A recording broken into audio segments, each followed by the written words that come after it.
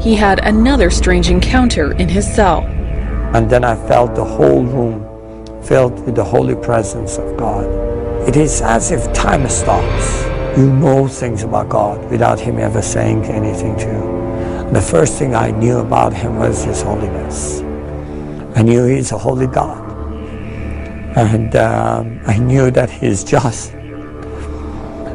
And I knew immediately that simultaneously these things are going through my mind and my heart. And I knew I'm unholy. This is in spite of all the good things I've done in my life. I knew that I have sins in my life, and I knew that He's just and He must judge me, and because of His justice, I deserve death. At that moment, I felt a touch on my left shoulder and a voice that says, I forgive you. And I didn't understand. I did not understand how could that be possible, because I had heard Allah is forgiving and merciful, but we cannot know His forgiveness till the day of judgment. So I said, who are you that forgives me? And I feel forgiven today. And He said, I am the way, the truth, and the life. I did not understand what that means, because I had never heard those words. So I said, what is your name? And he said, Jesus Christ, the living God. I fell onto the floor, and I just wept. He told his fellow prisoners what happened. Some shunned him, others followed him to faith. He was faith. the only Christian in the whole of the school, and I hated him. Because I thought as a Muslim, I must be better than him. We start to beat him every single day that we come to school. And we agreed on that night, we need to kill him. It was dark, it was cold, and we went ahead of him. And we were 5 of us. We climbed a tree and we waited there. And from far away, we saw that a torch coming. And the light became bigger and bigger as it approaches us.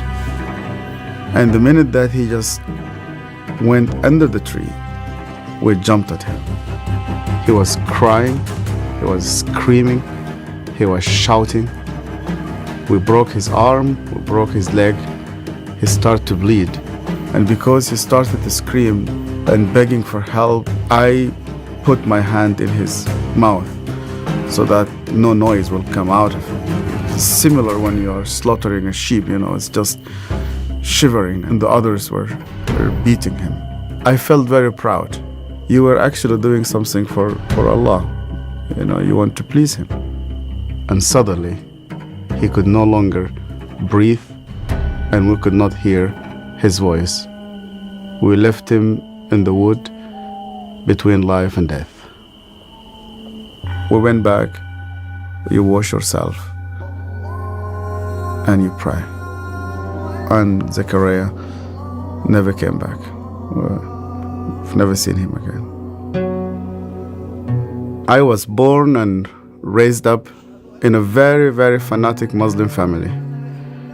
When I was a child, my father brought me to a Quran school. I was only 8 years old, and my father just dropped me there. They shaved my head. We sat in a circle. The Shaykh sat in the middle of this circle, and he has a very long whip. I was forced to memorize the Quran. Every mistake that you do, this whip will just come right in the middle of your head. You're not allowed to cry, because in our culture they tell you men never cry. I was crying every single night. And they told me, you belong to the Islamic Ummah, and that's why you fight for it, you stay loyal to it. I started to hate people, to hate everybody who's not a Muslim. So I was preparing myself to go and fight for Allah in the jihad. But every night I went to bed And when we put the light off, I did not know what will happen with me if I die. My cousin was severely sick, and the doctors, they said he's going to die. They gave him only a couple of days. And when they came, two people, they were Coptic Christians. And one of them wanted to greet me, and then I saw he had a cross. And then I pulled my hand back. I said, well, I'm not going to touch a hand with a cross. And then he said to me, we hear that this child is sick. We would like to pray for him. And only out of politeness, I told them, okay. And they started to speak to God like a person that he speaks to his friend. They said, God, please heal this child. The minute that they said, Amen, this child opened his eyes for the first time in 4 weeks. He started to move his hands. He started to speak. He sat down in his bed and he started to walk. And one of those two persons who prayed sat down with me and he said to me, you know what? The real miracle is that God wants to change your heart. Do you believe that Yeshua is alive? And I told him, yeah. Because according to the Islamic tradition, God took him to heaven and he's alive and he will come back one day. And he said to me, because he's alive, you can speak to him. That changed my entire life. And when I started to read the scripture, I loved my family, I loved my father, I loved my mother, and I loved my community. And when I decided to follow Yeshua, my grandfather and my father said to me, you are no longer one of us. They made a funeral. They invited friends and family. They brought a coffin to the cemetery and they said, our son is dead. To be declared dead with no family. I said to God, where are you? I heard this voice, and this voice told me, you know that the grave where your name is written, you know that grave is empty. And guess what? My grave is also empty. I went to Egypt for the first time after many years, and I was in a pastoral conference. And one of the Sudanese pastors came to me, it's an elderly man, gray hair, started to speak to me and he asked me, where did you come from? I told him my story. He started to cry. And then I asked him, why are you crying? And he said to me, do you remember me? My name is Zachariah. And suddenly, I remembered him.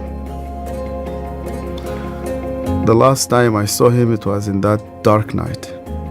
I could hear suddenly the way that he was screaming, even though that was 25 years. Suddenly I started to see his broken arm and broken legs. I started to see the scars which I caused him. I started to be full of shame. I was a bad person, yeah. I was terrible. So Zachariah looked me straight into the eye again and he said to me, Yasser, because you hated me so much, I was always praying for you. He opened his Bible, and the minute he opened his Bible, I saw that my name was written in the first page. I hated him. He prayed for me. On that day, God confronted me. He said to me, even before you start to think about me, I was thinking about you. To love those who hate you, you need someone whose name is Yeshua. I want to tell you a story. Peter is our new follow-up coordinator. He said he got a phone call on his cell phone, which we broadcast on our channel, and it was from a man, we'll call him Muhammad. And Muhammad said, I need to meet with you. Now, normally our guys would say, not a good idea. Let's talk first on the phone. But he felt the Lord was saying, go meet this guy. He turned out to be what is called a prince of ISIS, someone that other ISIS members swear allegiance to, that they will die for.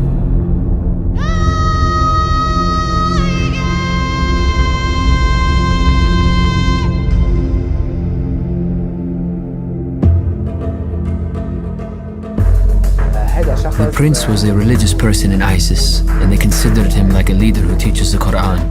He taught people how to memorize the Quran and urged them to jihad. I grew up under radicalism. I was raised to take back Islam to the era of Muhammad, the era of power and conquests. We began to form groups to defend the country and Islam. One day, somebody asked me why I am a Muslim. I had no answer. I began to search in the Quran, Hadith, and Sunnah. I wanted to find proof and evidence that Allah exists and Islam is right. I found nothing. The prince heard that I evangelized to Muslims. He got my number and called saying that he wanted to meet and talk. I had a strange feeling that he was from ISIS and that he might try to kill me. But I had a peace inside that the Lord would protect me, as he had a reason behind this encounter. So I set up an appointment knowing that he could try to kill me. When I went to Peter, I was scared, but I wanted to search for the truth. So he went and he met with Muhammad, and he said the Lord spoke to him in that moment. He said, be bold with him. I said to him directly, our God is not yours. When I listened to Peter, I felt his words were arrogant. His words had awakened Muhammad, the radical one. Because of my anger, for a moment, I forgot why I came to Peter. I suddenly had one thought. How should I kill him? He boldly proclaimed the gospel to this man, this bearded man. He started crying while I was telling him these words. What made me cry? I don't know. While he was crying, I put my hand on his shoulder and started to pray. He then got up and left me. I felt he was not stable. They met. They went their separate ways. He called again. The man came back very shaken. I had a dream. Peter came to me and gave me a white envelope dripping with blood. The blood had a good fragrance like musk or perfume. When I saw the blood, I was scared. Peter said to me, don't be afraid. Then I woke up. Later, Peter told me, without the shedding of blood, there is no forgiveness of sins. The prince asked, what should I do to ask forgiveness? I said, the Lord gave it to you for free. You just need to accept it. And gradually, I began to disciple him. So they came together, and Muhammad said, Peter, I have a confession. I have to tell you that the first time I was going to meet with you, I intended to kill you. And I'm sorry. And he fell on his face and he repented. I began to visit Peter regularly, and I saw love that didn't exist in Islam. He started walking with the Lord right away. He shaved his beard. He changed his whole life. Then he asked to be baptized. Once I got out of the water, I felt a victory and a joy I could not describe. He is conducting a Bible study for 3 Syrian people in his area. The true book, in my opinion, is the Bible. I found the truth in Jesus Christ. And because I have surrendered my life to the Lord, I am certain He will never forsake me.